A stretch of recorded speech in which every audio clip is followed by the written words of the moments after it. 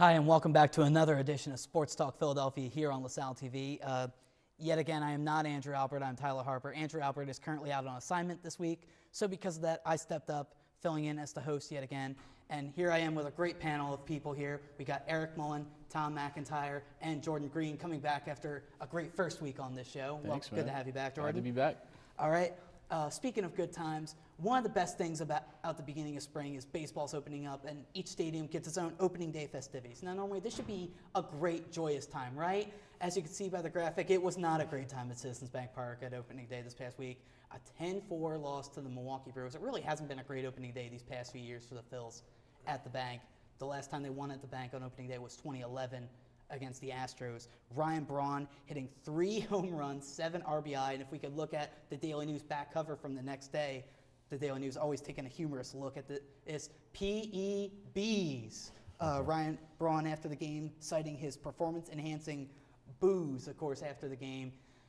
He knows he's going to get booed every stadium because, of course, we know his ordeal getting caught with performance-enhancing drugs. After the game, he was asked about the boos and if they were getting to him. He just smiled his casual grin and said, honestly, it fuels me. Be honest, guys. Did that get under your skin at all? Because it got under mine. Yeah, a little bit. I think he's really taken a weird approach to the whole steroid ordeal. And Bonds was very quiet about it, but he kind of has a cockiness towards it. He lied about the whole situation. And, yeah, he's going to be the most hated player in baseball this season. Yeah, like Eric was saying, I mean, he denied it the whole time. Like, this is like, that was his second suspension last season, and he, like, denied it that whole time. Like, oh, I didn't do anything, and then he finally admitted to it. And now he's just kind of like, now he's like kind of making it a comedic aspect when really it's a serious thing. He cheated. If he does it again, I mean, I don't know how he's going to be able to, his name's not going to be tarnished anymore. I mean, next to A-Rod, he probably has to be one of the league's most disliked players. He struggled before this game. I think he was, 3 for 20 going into that game. And then, I don't know, I guess he is a pretty good player. You kind of figured he was going to get on track eventually. It just sucks that the Phillies had to. I was going to say that it happened to be a Citizens Bank Park. It kind of made us eat our booze, if you will. Yeah, of course he was battling thumb issues. And the one thing that also bothers me about this too is now that he's got caught with the steroids and everything, but here's the main thing. He's due over $100 million left on his contract. He signed that mega deal before he got suspended. So the fact that he's going to get all this money from basically being, as you guys alluded to, one of the most hated players in baseball. So that, of course, it's going to be frustrating, but unfortunately, there's nothing we could really do about it. I mean, he's the one out on the field, and unfortunately, the Phillies are the ones making the pitches to him. And speaking back now to the Phillies, one thing that's really been frustrating about the Phillies has been their defense. They've been struggling of late on the diamond. Specifically speaking of Ben Revere, he already has 2 errors. He had only 2 errors in the 87 games he played last year. So how much does this defense worry you, the fact that they're making all these mistakes right now? And these are major league players that are making not so routine plays. Yeah, I'm really worried already. 8 games in, they have 9 errors, and it was from 6 different players. So it's really concerning to see the past 3 games, 27 runs they've given up, 10 have been unearned. And the Phillies pitching isn't strong to begin with. So if your fielding isn't top notch with an average pitching staff, you're not going to win many games, and that's what's happened through the first 8 games. Yeah, I mean, people forget back in 08, 09, Phillies were like the first. They were always like leading the league in defense every year. That's a big reason why they were so good too, because they're pitching, they're hitting, and then they were able to get out of the field and go back to hitting. So I think it's definitely worried. I'm definitely worried, but I think Ben Revere will be okay. He is a really good center fielder. I think he just had some mistakes.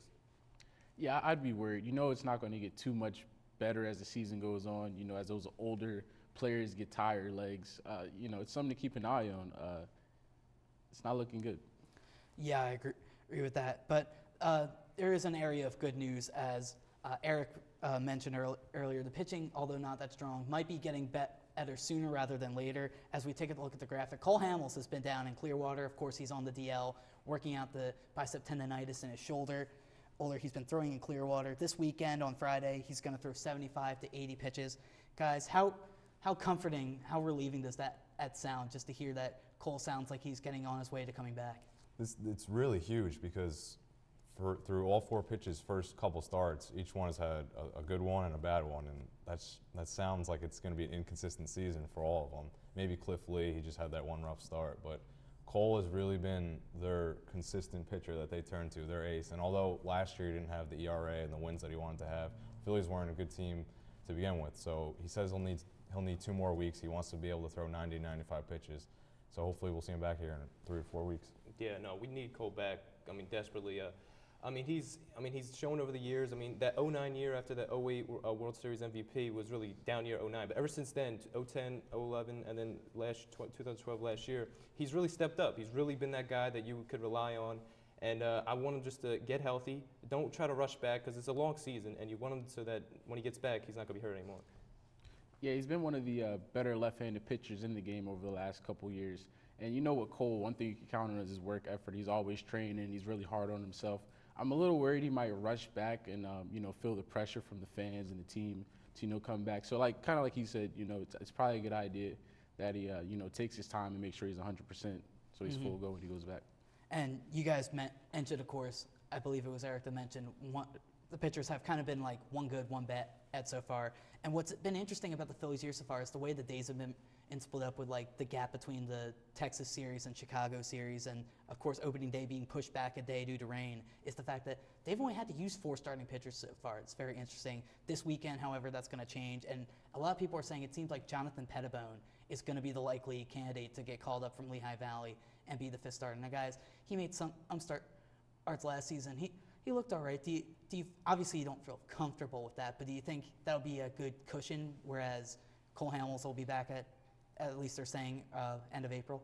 Yeah, I'm fine with him. He'll project over 3 to 4, maybe 5 starts until Hamels comes back. So I'm fine with him. I think the biggest thing is you don't want to bring up someone that can't go late into games because the Phillies bullpen has an ERA of just under 5. So you don't want someone that can't go late into games. You don't want to have to pull someone after 2 innings. So I mean, if he can turn in quality starts, then I'm fine with it.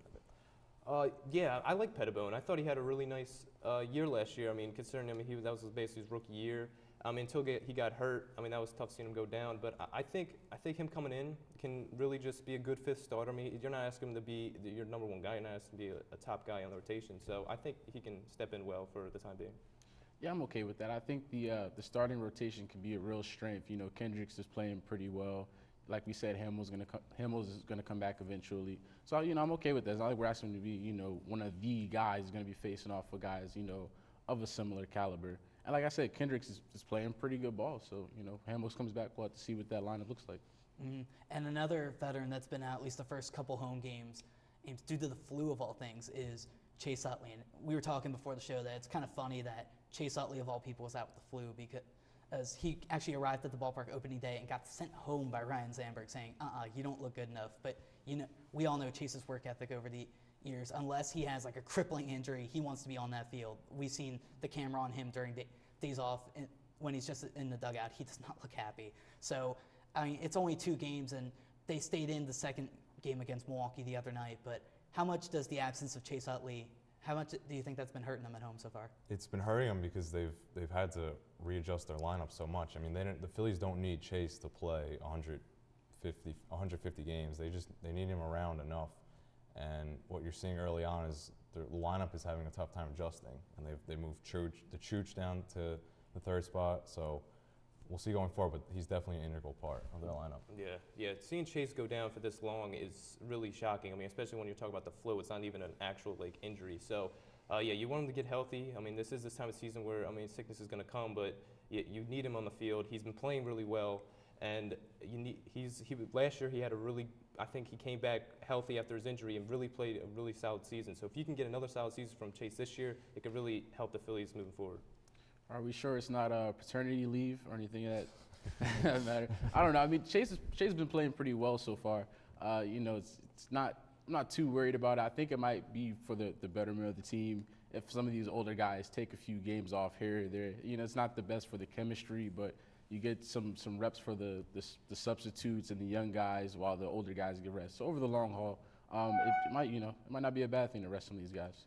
Yeah, I agree. And it's not like it's just like a nagging injury or thing. It's the flu, and you don't want that spreading around the clubhouse either because, of course, Freddie Galvis had the whole MRSA issue, so that was another thing entirely. You don't want stuff like that getting spread around the clubhouse. You don't want to kind of sabotage your clubhouse internally due to illness. But anyway, we talked last week a little bit about how they just finished their opening series in Texas. They dropped 2 of 3 where they probably could have swept the series, but there was bullpen issues. Now, after seeing them through a couple more series, It's obviously it's still early April. The season is still young. It's 162 games, as the cliche goes. But nevertheless, is this more of an output of what we really are going to see with these Phillies? I mean, this inconsistency of this team? Yeah, I think what you're seeing is just a mediocre ball club. They definitely have the talent, and 1 through 8, their order is pretty good. But it's just they're not sound. You're seeing they're not sound in the field. Their bullpen has been terrible so far. I mean, this is a mediocre ball club, and I think you're looking at a possible 80-win team or high 70-win team. Yeah, I mean, you look at the names on their lineup on paper, and you're like, wow, man, if this was their lineup like 5 years ago. But it's not. I mean, this is 2014. No trips in the time machine. Yeah, I mean, like, these guys are past their primes now. They're moving into another stage of their career, and yeah, it's been like that for the last couple of years now. It's been that inconsistent play, and hopefully they can just get together, get some games rolling, stop these errors, and just pile up some wins, and I think they'll be fine. Jordan? Yeah, it's a very confident team. A lot of older players. They still kind of have some of that swagger that we've known from the Phillies, but it's they got to put some things together. One day the starting rotation looks good, then the bullpen isn't doing good, then the bats aren't swinging. So they got to put it together, and most importantly, string some wings together if they really want to do some damage. Yeah, that's what a lot of people, including Dan Baker, when he was on here for our Sports Talk Phillies preview, a lot of people are saying, yeah, they should be a good team if everything goes right. The problem is, rarely does everything go right. Normally, someone's going to get hurt, someone's going to slump, something's going to happen. So we'll see how the Phillies play through the rest of April and moving on to the season. But now let's move on to a team that almost mercifully is almost done its season, and that is the Philadelphia 76ers. But first, let's talk about a player who was drafted by them this past draft, but hasn't made an appearance on the court yet, and that is Nerlens Noel, who came out this week and said he feels 100% healthy, as you can see on the graphic, and he added to his vertical leap. He says he can get a nice jump. You see there his stats: 24 games in his only year at Kentucky, 10.5 points per game, 4.4 blocks per game, and of course tore his ACL in that game. I believe it was in either December or January, to be out for the rest of the year. So guys, how happy does this make you that Nerlens Noel, at least he says he feels 100%. He's added to his vertical, and he thinks he can be ready to go for whenever he's ready. This is great news considering last year our big man, how many setbacks he went through, and Andrew Bynum the whole season, and Nerlens Noel went through no setbacks this whole year.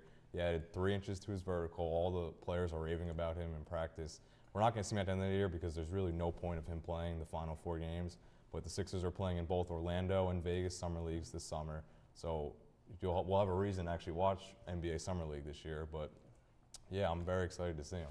Yeah, I mean, you mentioned Andrew Bynum. It's not the same thing because Andrew Bynum, he has like arthritis in his knees. That's serious. There's also no salsa dancing or playing at Dave & Buster's or bowling. Yeah, crazy haircuts. Yeah, and then Coach Brown continuously talks about he loves his work ethic. He wants to be in the games, but he knows that he has to wait. So I really am looking forward to seeing Nerlens Noel play. Yeah, I really like his attitude.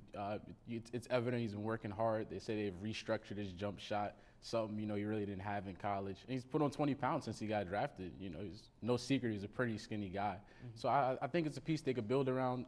Next year, we'll have a chance to compete for the Rookie of the Year, even though he's been with the organization for a year, kind of like Blake Griffin when he got hurt his first year. So something to keep an eye on. And you guys kind of touched on this, but we know at least he wants to get in and play at least one game. Of course, we remember a few weeks back he ominously tweeted 4 or 14 on his Twitter account, and everyone was like, "Oh, is this his return?" And it turned out really to be nothing. So there's only 4 games remaining though in this season. Eric, I think you mentioned this, but do you guys want to see him go out and play at least one game just to see him start to try to get some NBA legs under him? He talked about the other day in his interview about the whole risk reward that Sam Hinkie and Brett Brown have told him, and there's the 4 games, and Sixers aren't making the playoffs, obviously. So there's really no reason to rush him back. Don't re-aggravate anything. Just take the extra rest off. Summer League doesn't start until June. Just take this time and keep getting better, keep working on his jump shot. And he'll play a lot over the summer, and then preseason he'll be ready to go for 82 games next year. So I don't want him to play at all. I mean, personally, I would love to see him play. I mean, just because as a fan, you want to see a player like Nerlens Noel talent to play. But also, with 4 games remaining, I don't see it, smart to do that. Because if he does get hurt, then you're going to even have more media scrutiny on the Sixers. And it's already been ridiculous with this, 26 games. So they'll be, losing their minds. It's like, you play Nerlens Noel, he got hurt? And, so I don't think he needs to play. I mean, I would like to see him play.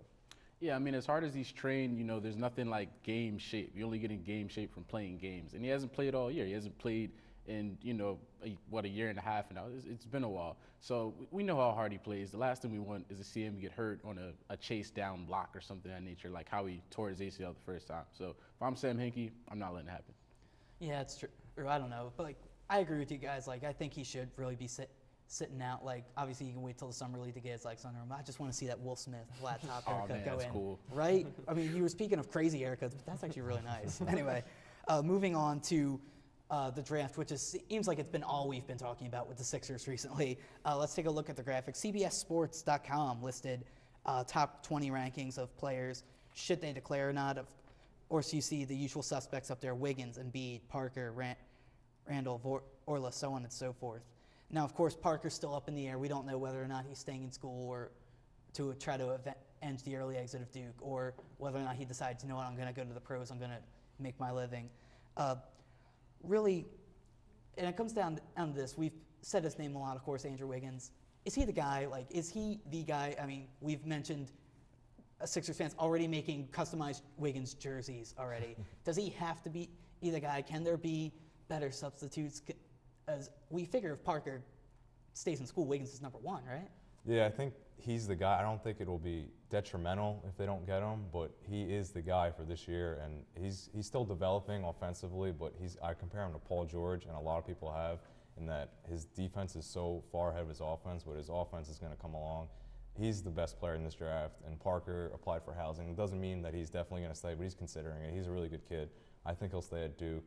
Embiid, if his back is lingering, it's tough for him. But if they fell down to that 4 spot, Julius Randle is a really good low post player, and he's a really good rebounder. And Noel isn't the strongest rebounder, so he would definitely help on weak side rebounding. And they need a low post scorer, so I would be fine with Randle at 4.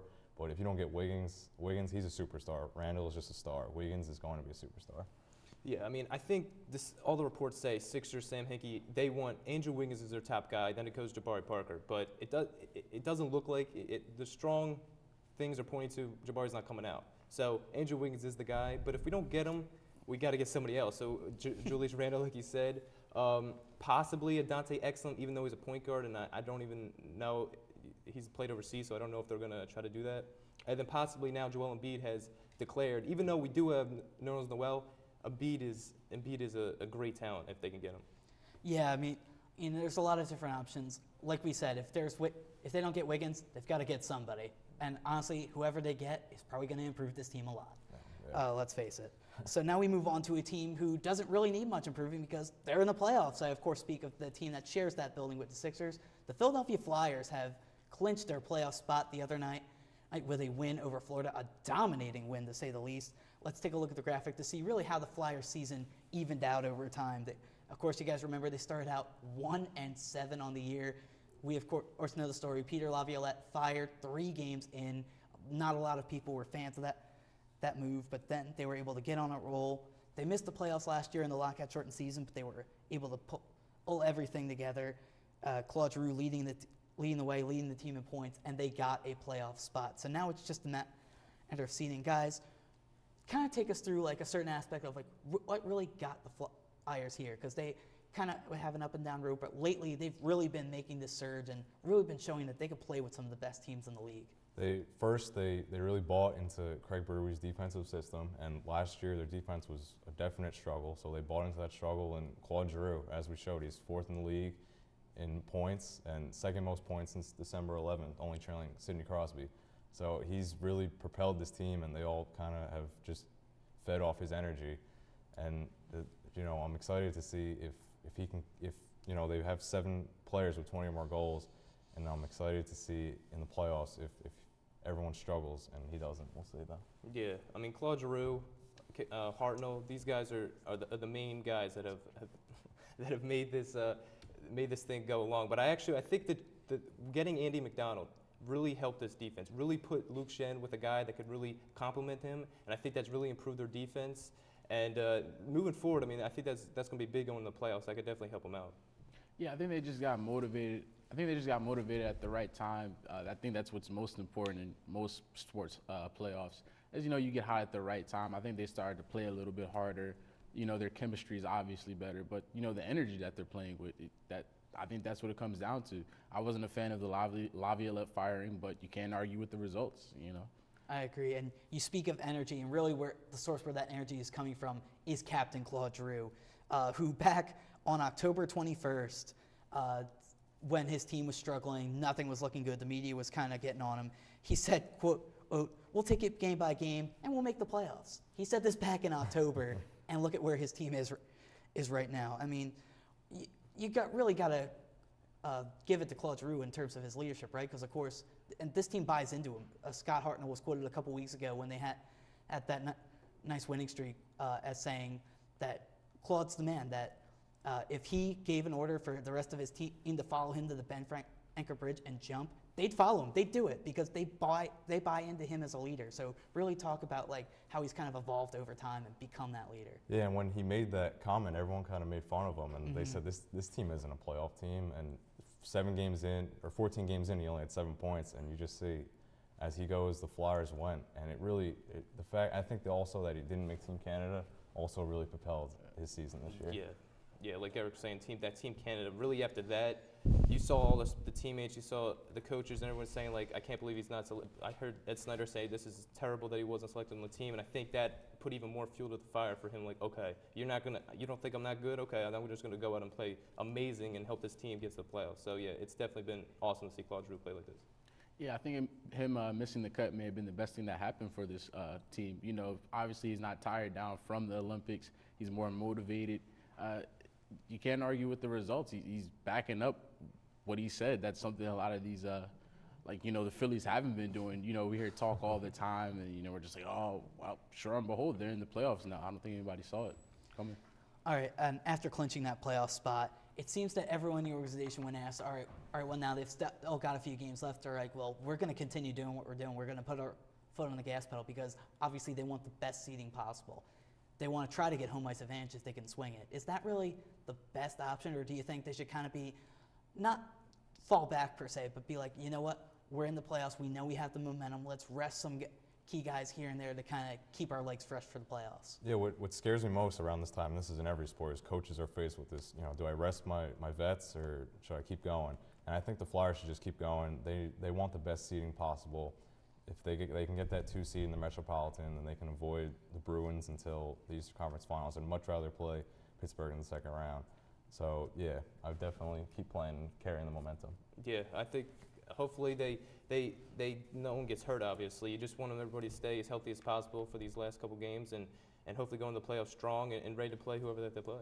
Yeah, I think the last thing you want is them to go into the playoffs cold. I think you could just watch, the minutes a little bit more tightly, make sure no one's playing more than they should, Yeah, so you're keeping in mind, the playoff run, obviously, but the last thing you want to do is play the Bruins. It's not going to end well. All right, real quickly, guys. Besides Claude Giroux, who would you say the Flyers MVP is for this season? Wayne Simmons on the power play. Wayne Simmons. Yeah, I do love Wayne Simmons too. I got to agree. I'll go Simmons. Yeah, the energy he's played with this year. All right, if I had a choice, honestly, I think I'd go Steve Mason. Really, both goalies have played well, but Steve Mason has made some out of his mind saves. Really, truly stepped up, looking like he did back in 2009 when he won Rookie of the Year. But with that being said, let's move on to our favorite segment here on Sports Talk Philadelphia. Of course, I speak of the Fast Five. 5 questions round table. Tommy, we start with you. The movie Draft Day, starring Kevin Costner, where he's the GM of the Cleveland Browns before the NFL draft, that comes out this weekend. What's your favorite sports movie? I mean, Kevin Costner's had a lot of great sports films, but I have to go with another one. I got to go with Rocky. I mean, this is Philly. That's definitely one of my favorites. I guess you could combine the whole series as even like my favorite altogether. But no, definitely Rocky 1 is my favorite. All right, not a bad choice. Second question goes to Eric. Ben Revere's walk-up song is Happy by Pharrell Williams, of course, a song that's been played a lot on the radio recently. What would your walk-up song be if you were a major league player? It definitely wouldn't be that one. I'm not a fan of that one. Not a fan of Pharrell? I turn the radio right off. Not a fan of his big hat? But it would probably be a country song, a generic baseball country song, something to relax me as I walk up to the plate. All right, yeah. Cody Ashley, I know, had Jason Aldean last year, and I really got into that. I thought it was a good walk-up song to really motivate him. Next question goes to Jordan. The NFL preseason schedule was released this week, and Week 4, Michael Vick and the New York Jets come to the link. What kind of reaction do you think Michael Vick will get? I think he'll get a standing O. You might get your share of, picketers outside the stadium. People that tends to go on still for whatever reason. Die. Yeah, it's a little old now, but I think that'll probably stop once he throws his first touchdown or takes off for 30. Yeah, I think a video package will be put together. I think he'll be honored before the game, and like you said, there'll probably be people from Peter or whatever. But If he plays well, they're going to boom. That's what every athlete that comes back. yeah, that's absolutely right. Next question goes to Eric. What happens first? Sixers making the playoffs or the Eagles making it to the Super Bowl? I don't see an Eagles Super Bowl in the next 2 or 3 years, and I think the Sixers will make the playoffs in the next 2 or 3 years. So Sixers playoffs. All right, that's a good. And last question goes to Tommy. Over under 25 home runs for Ryan Howard. I'm gonna have to go with over. I hope it's over because if it's not over, then the Phillies are not even getting close to 80 wins. So he definitely needs over 25, and if he does, because it's been, I mean, you want him to get back to that 30, 40 home run pace. So I definitely would like to see him get over, and I think he will. Yeah, I think if he stays healthy, I mean, he's been looking. It seems like he's really only been hitting the long ball or striking out. So we'll see where the big piece goes from here. And that's a big wrap on our show today, guys. You could see us. You can email our show. You can see us online at lasalle.edu/LaSalleTV, or you can email us at lasalletv@lasalle.edu. And we are on the web, as we should be in this day and age. I have my Twitter account at Tyler_Harper13. Hit me up with any sports questions you may have. Or we have our Sports Talk Philadelphia Facebook page, which I run, Sports Talk Philadelphia, Sports Talk one word. And on YouTube, keyword search Sports Talk Philadelphia. Yet again, Sports Talk is one word. So for Eric, Tommy, and Jordan, I'm Tyler Harper. Thank you very much for joining, and we will see you next week.